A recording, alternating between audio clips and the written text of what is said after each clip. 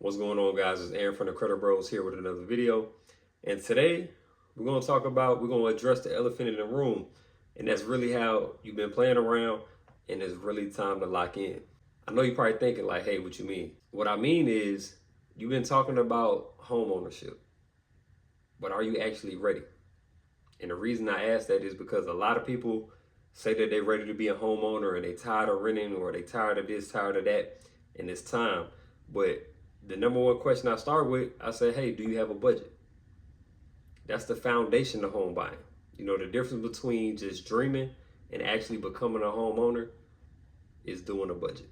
And why is that? Why is budgeting non-negotiable for home ownership?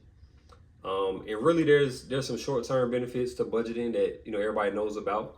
For example, you could use a budget to help you reach a certain financial goal. Could be saving for a down payment. Could be saving for your closing costs. It could just be to be in a better financial space. It could be, hey, I got a lot of debt and I want to pay it down. And for me to do that, I need to get on the budget so that I know where my money's going and I can lay out a plan for how I'm gonna, improve my debt to income ratio and things like that.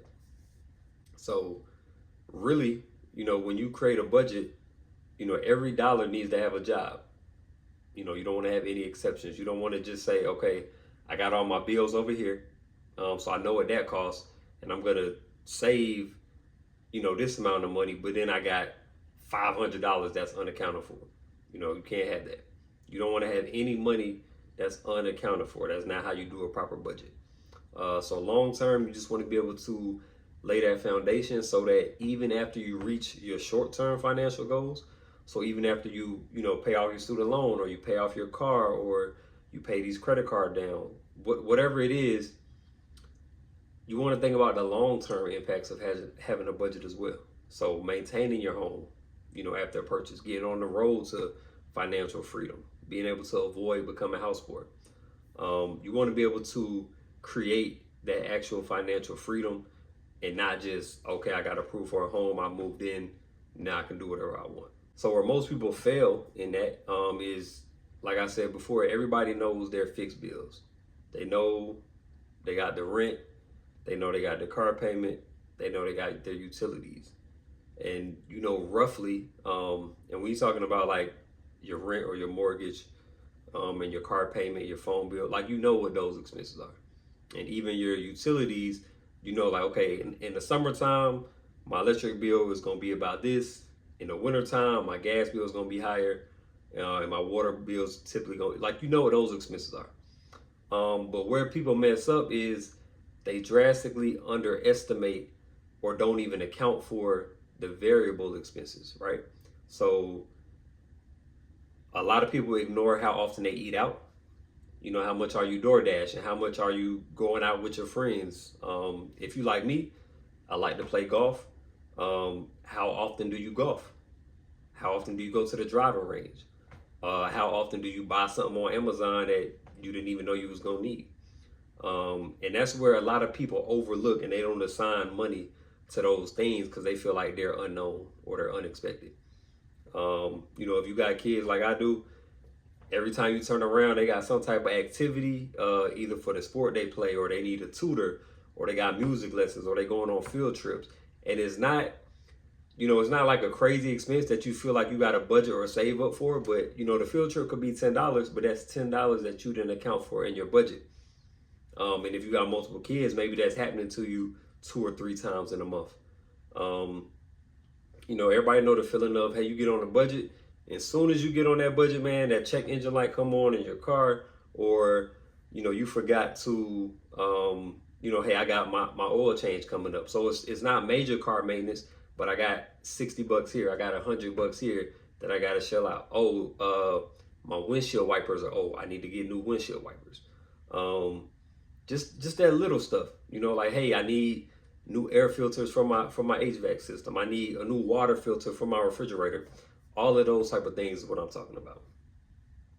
So really, people call these unforeseen expenses, but if you really take the time to go through your habits and go through your spending, a lot of times there is a pattern, and it can become challenging to predict those patterns in your budget, because some of the things that I spoke on, like, car maintenance or things you have to do around the house, like the water filter on your refrigerator, there's typically a frequency in which you have to do those things. Could be every 3 months, could be every 6 months, but there's going to be a particular schedule that if you really pay attention to your spending habits, you can track.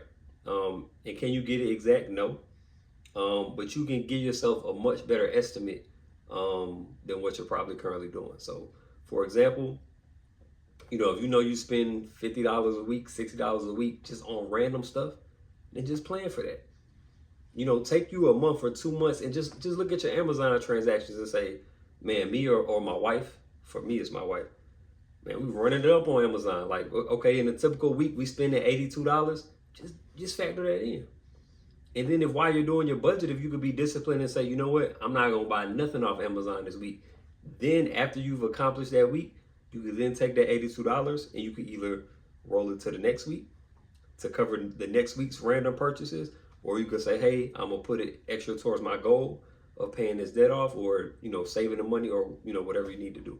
Another thing that, really helps with the budget that I think is, the key to being able to succeed when you create a budget so that you can stay on it is you got to stop looking at the mountain. And what I mean by that is don't fixate on the end goal, because sometimes that end goal is so large that it can become overwhelming on the day-to-day, because you can't see how you're going to get there. So for example, if you need $20,000 for a down payment and you start from zero, you could get discouraged really quick when you only see $100 hit the savings account, or $200 hit the savings account. Or if you're $30,000 in debt and you get on a budget, and the next month you see that number go from 30,000 to 29,000 and some change, that can be defeating, and you could lose the excitement after a while. So you never want to focus on the macro at first, but you really want to just break it down, and you want to focus on the small wins, and then you just want to become obsessed with getting as many small wins as you can. So can I stick to my budget for one day? Can I do it for 1 week? Can I avoid the indulging on Amazon for this week? Don't worry about the overall goal, but this week, can I win? And then from there, you want to look and see, okay, how many weeks in this month can I win? Right? And then you drill it down even further and say, okay, now how can I get consecutive wins in a row? So if I won this week, can I win 2 weeks in a row? Okay, I won 2 weeks in a row. Let me just win the week one more time. Now I got 3. All right, cool. Now let me just win this week again. That's all I want to do for 7 days. I just want to be on point. Now I've done it 4 weeks in a row. Now I was consistent for a month. Now I'm building a habit. Now it becomes easier. Now it becomes routine. So you just want to be able to get these small, actionable goals that can build confidence, lead to consistency, and lead to long-term patterns. All right, so now let's focus on how we're going to actually do our budget. So really what you want to do is assign every dollar. So you want, when you take your income, how much money you got coming in every month, and you minus out all your expenses that you plan for, okay, that number should be 0. So that's zero-based budgeting. Every dollar is going to have a job. It's going to go to something, okay? Whether it's eating out, whether it's date night, whether it's saving, paying something off, whether it's whatever it is, you're going to give every dollar a job. You don't want to have any, when you do your budget, you don't want to have any money left over that you didn't account for and that you didn't assign it somewhere. All right. And then you want to track your trends. So you want to spend maybe, 2 to 4 weeks just honestly tracking where is all my money going on a consistent basis. And if you can, push that out to 6 weeks, 8 weeks, because you want to get as much data as you can to just really identify your personal spending patterns. You want to ultimately build your budget around reality and not fantasy. So what we're going to do from there is we're going to stack our wins. We're going to master the daily budgeting, then we're going to master weekly, and then we're going to master monthly. And that consistency is going to help us create the habit that we need, and then the habit creates the outcome. So here's your challenge. What you're going to do for this week, you're going to pick one thing from this video and you're going to implement it. All right, just focus on one thing.